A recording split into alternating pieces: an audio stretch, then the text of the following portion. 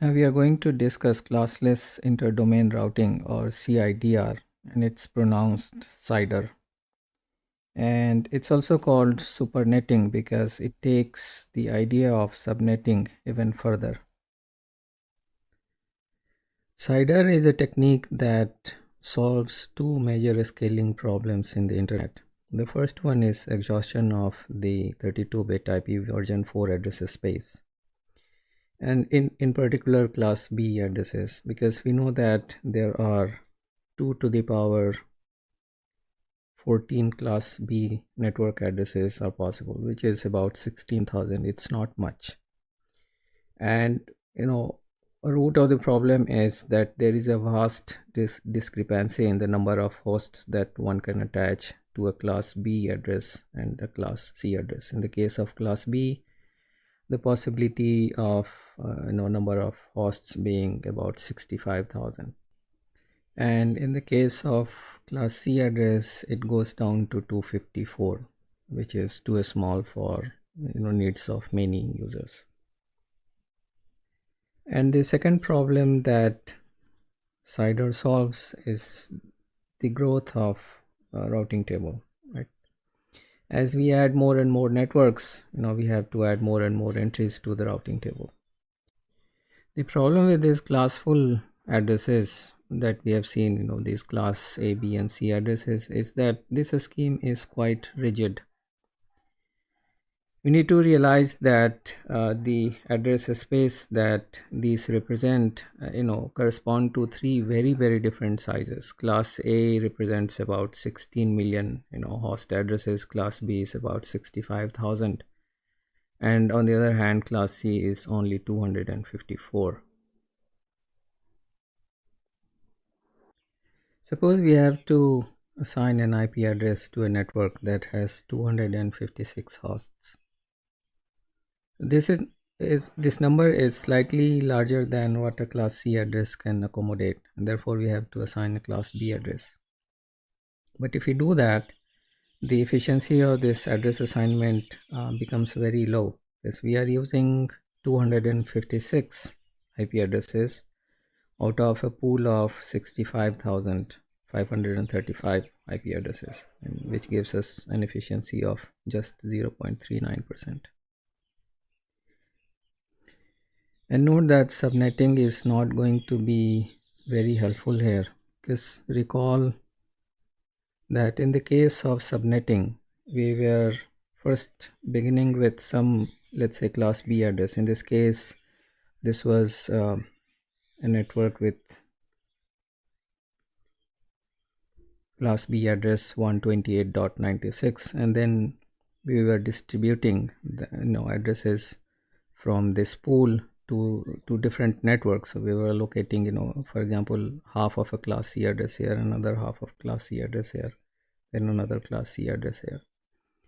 But in this case, the problem is that this organization might be an independent organization, and therefore we don't have the luxury of splitting a class B address across different networks.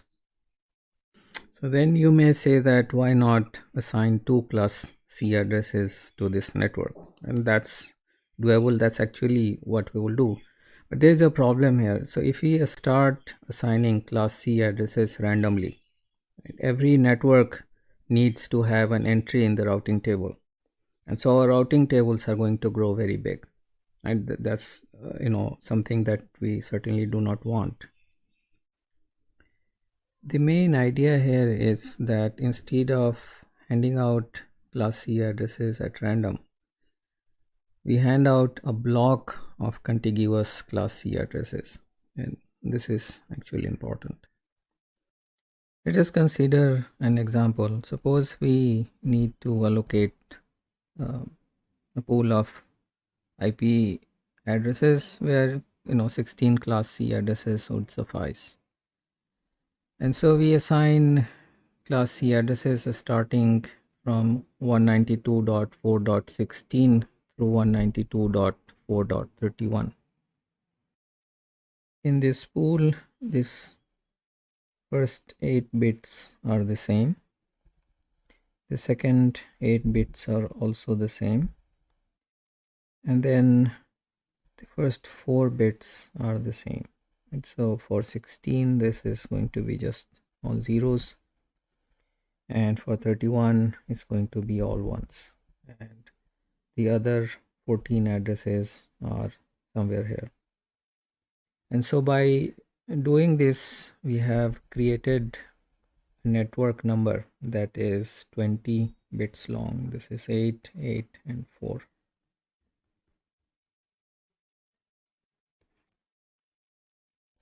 So essentially, we have created a class of address that is in between a class B address and a class C address.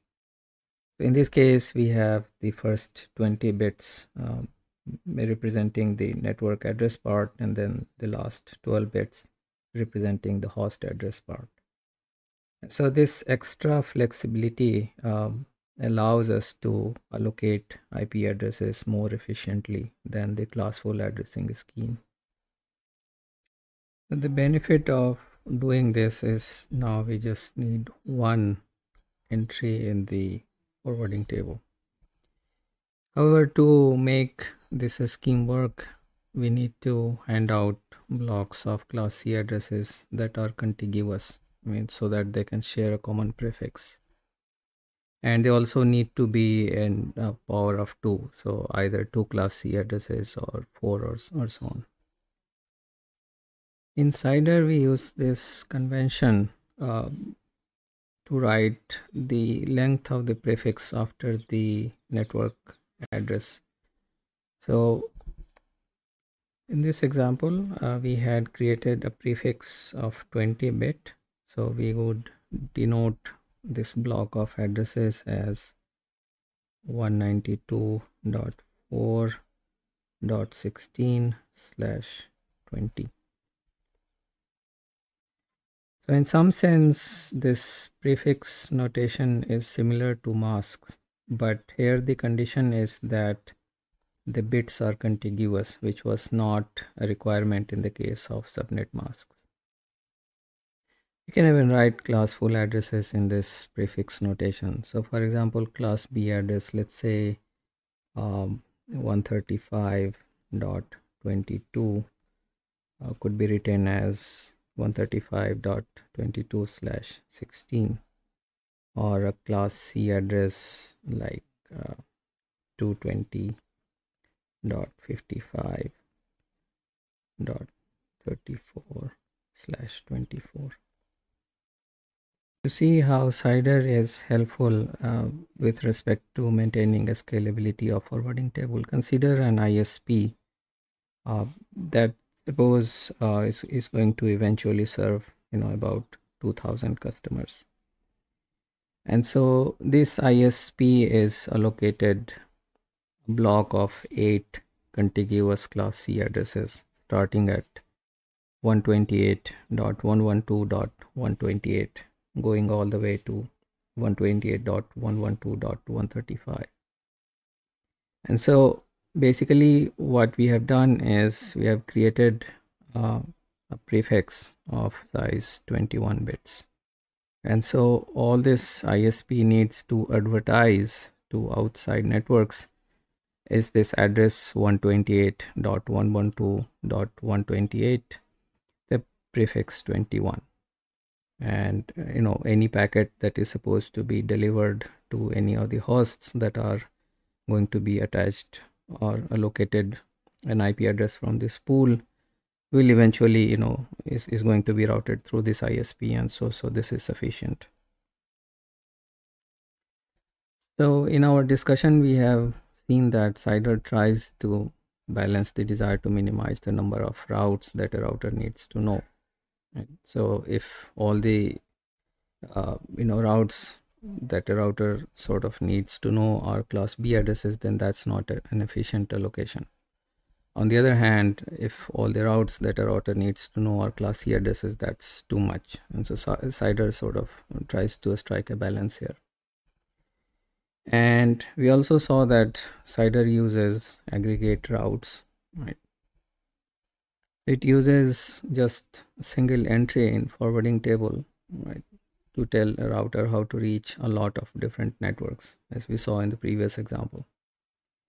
And we also saw that CIDR breaks the rigid boundary between address classes. So now we have this flexibility to create a network prefix of any arbitrary size, starting from 2 bits going all the way to 32 bits. IP forwarding in CIDR is slightly more complex than IP forwarding with the classful addressing that we discussed before. In the case of CIDR, it is possible that the prefixes are going to overlap. So for example, there may be an entry for a 16-bit prefix address. It's a class B address 171.69, and another address 171.69.10 with a, let's say, 24-bit prefix. It's a class C address. So both of these may exist in the forwarding table of a router. So suppose a packet arrives with the destination address of 171.69.10.5. The first entry 171.69/16 has the range 171.69.0.0 going all the way to .255.255, and therefore 171.69.10.5 is in this range.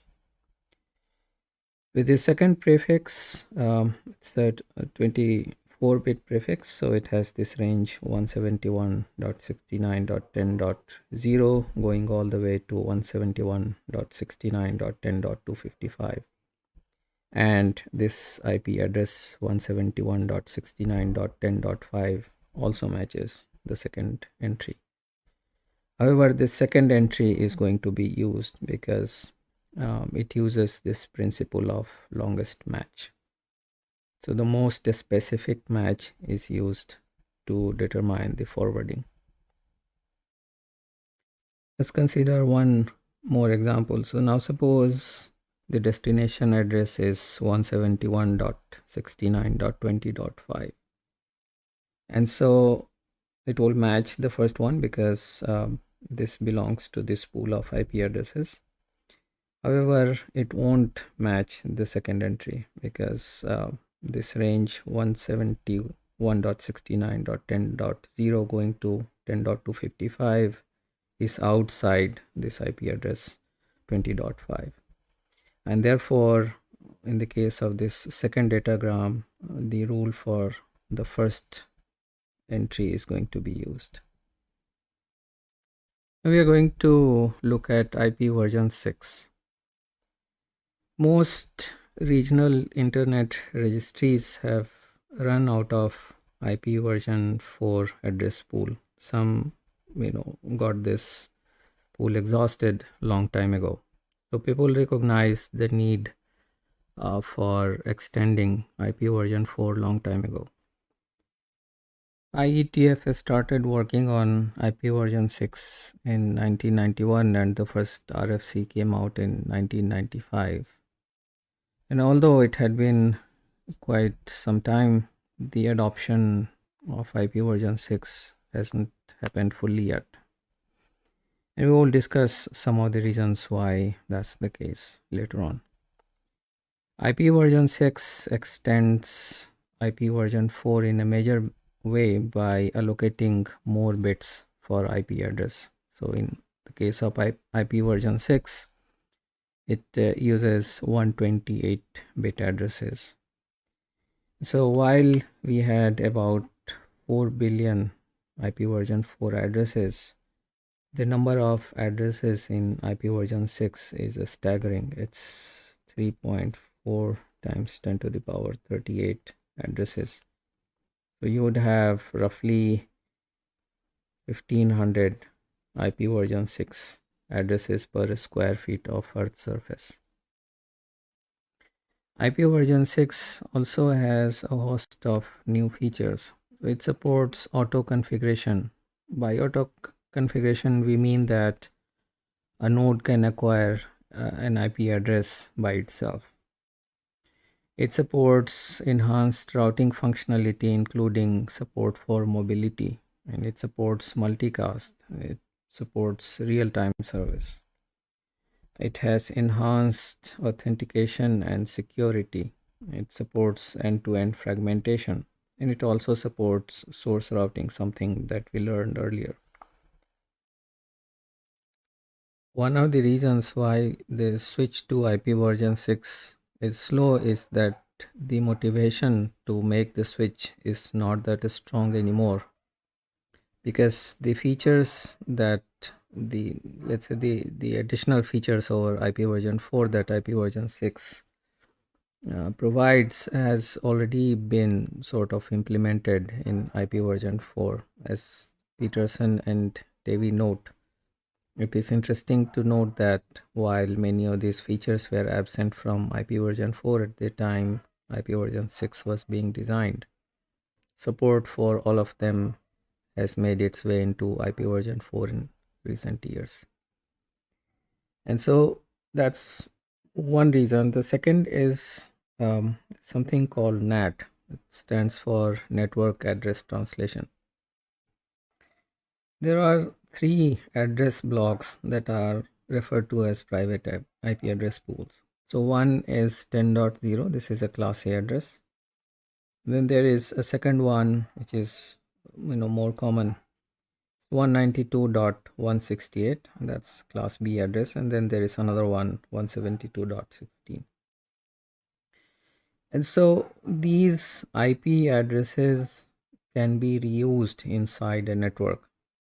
However, these are not supposed to be present as a destination address outside a network. And so when a router sees any one of these addresses outside a network that uses this address block, then that router is going to drop that packet.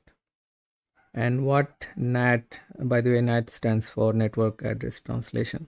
So what NAT does is that it takes one public IP address and it allows the hosts inside this network that use this private IP address pool to communicate to outside network as if they all have this public IP address as their IP address. And because of this reuse of these private addresses across networks, NAT has reduced the pressure on IP version 4 address to a great extent. Lastly, most networks run on IP version 4, so there is a market pressure against making the move towards IP version 6. After all, there is some investment that needs to be made to make the transition from IP version 4 to IP version 6. Now we are going to look at IPv6 addresses. Like CIDR, these addresses are classless. The notation that is used in the case of IPv6 addresses is the set of 8 16-bit numbers separated by colon. Remember, in the case of IPv4 addresses, we had 4 bytes, so the 8-bit numbers, and they were separated by dot. And the convention also says that we write these 16-bit numbers as 4 hexadecimal digits. So a valid IPv6 address, for example, could be, let's say, we just use this 47 CD, could be 53 AB, could be CD EA, and then let's say we have zeros, zeros,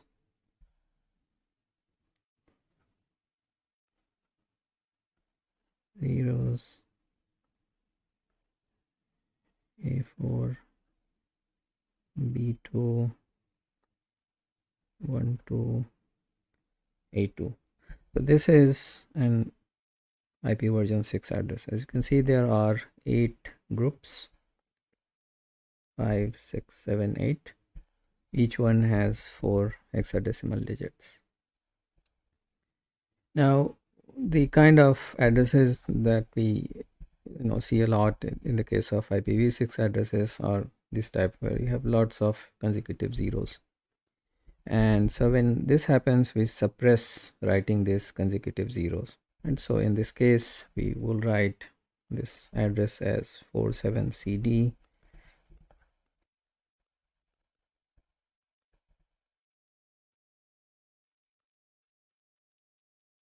And then we are just going to not write these zeros and then begin with another colon. So we have pair of colons. Then we have A4, B2, and 1, 2, A2. We can also map an IPv4 address to an IPv6 address. So suppose a host's IPv4 address is 128.42.1.87, and we can embed this IPv4 address in IPv6 address by prefixing it with FFFF and then extending it with all zeros. So the first 80 bits are all 0, then the next 16 bits are all 1, and then followed by an IP version 4 address. Now we are going to look at IP version 6 header format. The first 4 bits indicate version. So here it's going to just contain 6. And the next 18 bits are used for quality of service. We are not going to discuss them here. Then the next 16 bits are used to indicate payload length, and this excludes header size. The next 8 bits is next header field. This next header field takes care of the options that may be present in the IPv6 header, and here they are referred to as extension headers. The difference between IPv4 options and IPv6 options are that the case of IPv6, these extensions appear in fixed order, and therefore routers can zoom in onto the options that are relevant relatively quickly, so they don't really have to search through this entire list of options. And as you can see, there is no space allocated exclusively for fragmentation in the base header, and fragmentation is taken care as another extension. And so the value in the next header points to one of these options, and then there in these options there would be also next header, right, that would point to the next option, and so on. And so the last next header option acts as the demux key, which was the protocol field in IPv4 header. And the next 8-bit field is hop limit field. This was time to live, or TTL, in IPv4 header. But as we saw at that time, that routers would decrement this field by 1. So basically, we were counting number of hops and not really measuring time. And so the terminology has been changed to reflect the fact that we are counting hops. And then these are the two source and destination address fields. In the case of IPv6, now obviously they are much longer, so it's 128 bits each. So all in all, we have a 40 byte base IPv6 header, and then there may be some options. A feature of IPv6 is that the nodes can get an IPv6 address without a DHCP server, and this is referred to as IPv6 auto configuration. Like IPv4, unicast addresses are hierarchical in the case of IPv6, so they have a prefix part and an interface ID part. Generating a unique interface ID is easy. So there are actually two approaches that are commonly used. So the first approach, we know that every Ethernet card has a unique 48-bit MAC address. And so node is going to assign itself an address which is FE80 followed by 64 zeros. So all these 64 bits are zero. That's why we have two colons, and followed by its own 48-bit MAC address. And the other option is to use FE80 and then instead of this 48-bit MAC address, use a 48-bit random number. Now the problem with using this random number is that this may not be unique. So there may be more than one host, for example, that selected the same random number. And so to make it work, the nodes have to be able to determine whether the IP address that they chose for themselves is unique, and that is referred to as duplicate address detection, DAD for short. And basically what nodes do is that they're going to send an ICMP version 6 message to all the nodes in the network, advertising that whether anyone has this address that they have chosen. And if they get a response, that means there is some node that is using that address, then they choose another address and so on. This IP address is sufficient for devices that do not need to talk to devices outside their network, for example printers. However, if a node requires a globally valid IPv6, it takes help of a router to configure its IPv6 address. The last topic of this video that I would like to explain is IP tunneling. And I'm going to motivate this discussion by taking virtual private network as an example. However, tunneling has lots of applications. It's used in IPv6 transition for mobile IP and also for multicast. So now suppose we have two corporations X and Y, and both of these operate at three different sites. So corporation X operates at site A, B, and C, and Y operates at sites K, L, and M. And corporations X and Y want their traffic to remain confined to their sites. So one option is that corporation X, for example, leaves these three telephone lines connecting A to B, A to C, and then C to B, and similarly Y does the same. However, realize that they may be far apart. They may be at the one side of the country, and A might be on the other side of the country. It would be great if they could use the infrastructure of internet to do the same. And that is accomplished using virtual private networks. So the meaning of this word virtual is that it's like private network, but it's only virtual. So the resources are not exclusively allocated to one corporation versus the other one, right? So though these two networks share this infrastructure, because of IP tunnel, basically they get a virtual point-to-point link between their own sites. And so for example, there is IP tunnel is able to provide a point-to-point link abstraction between their sites. For example, K and L, we're talking about corporation Y, and K and M, and then M and L. It also has application in IP version 6 transition. So just briefly, let's say we have an IPv6 network. There's another IPv6 network, and there are two hosts A and B located in these two networks.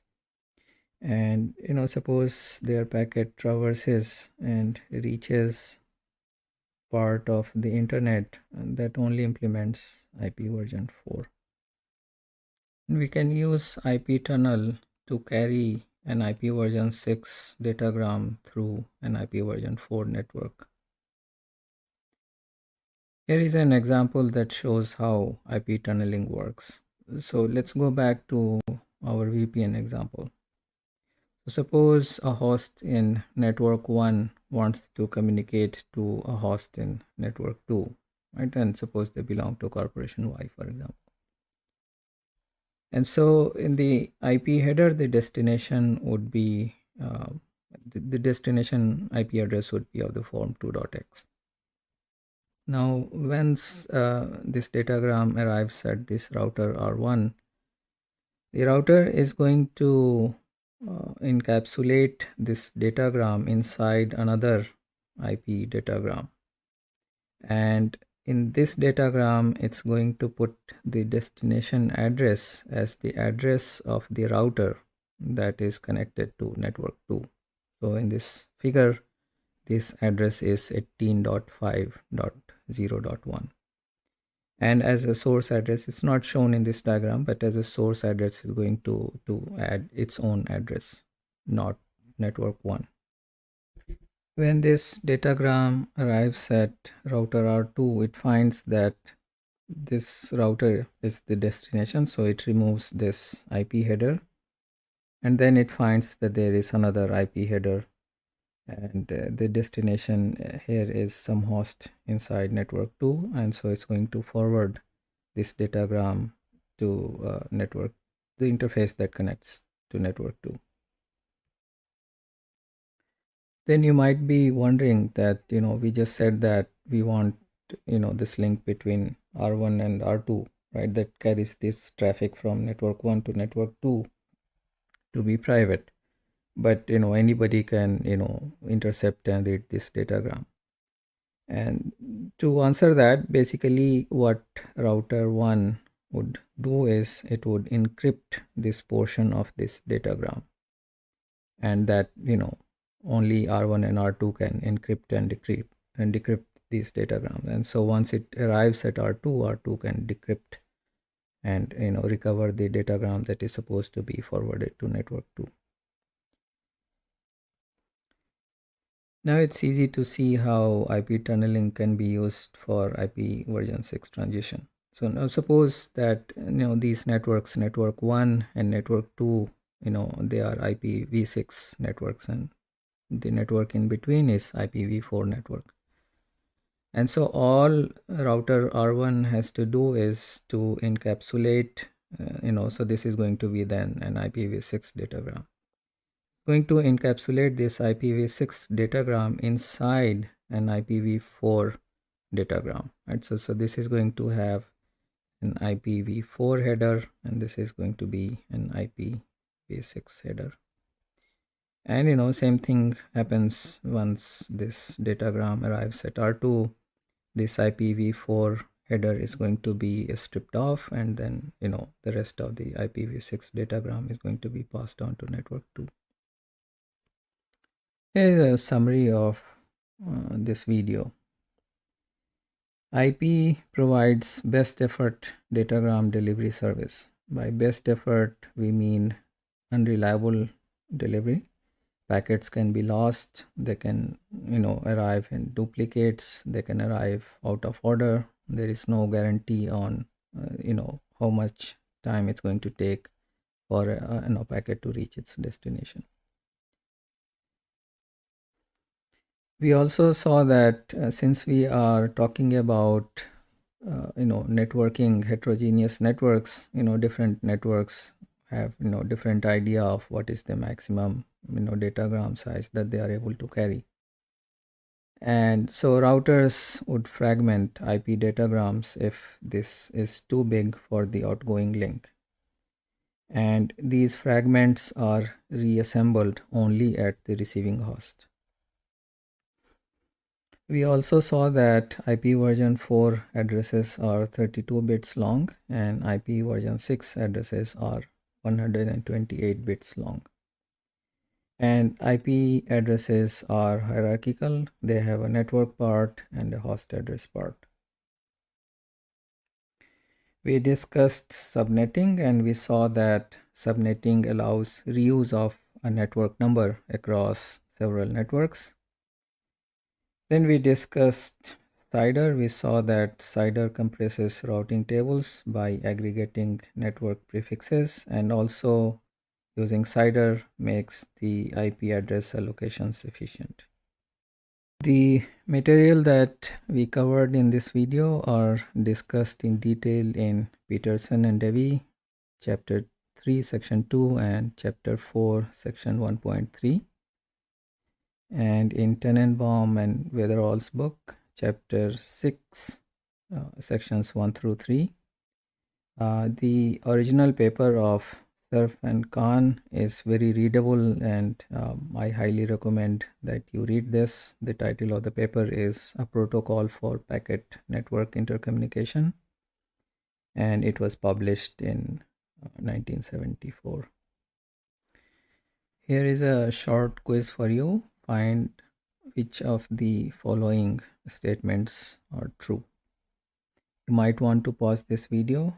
I will discuss the answers in just a few seconds.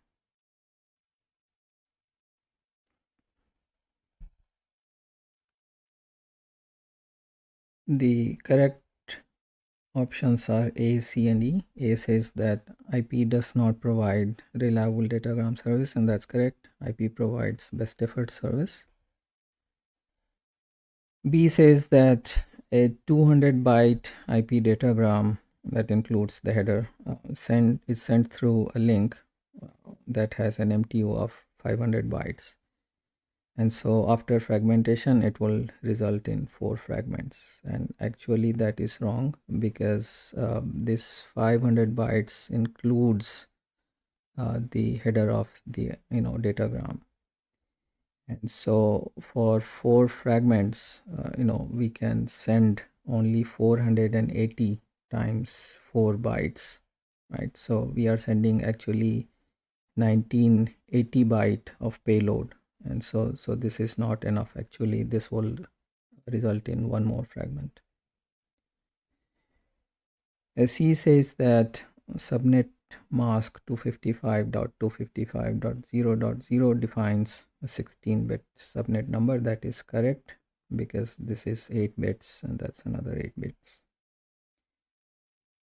D says that this IPv4 address 233.33.44.22 belongs to this network 233.33.45.0/24, and that's not correct, because the range of this address is from 0 to 255, and so this is out of that range. This is wrong. E says that this IP address is a valid IPv6 address, and although it does not have 128 bits written here, but actually this is a valid IPv6 address, because the zeros had been compressed here, right? So all other digits are a hexadecimal digit, so this is correct. That's all in this video, and see you next time.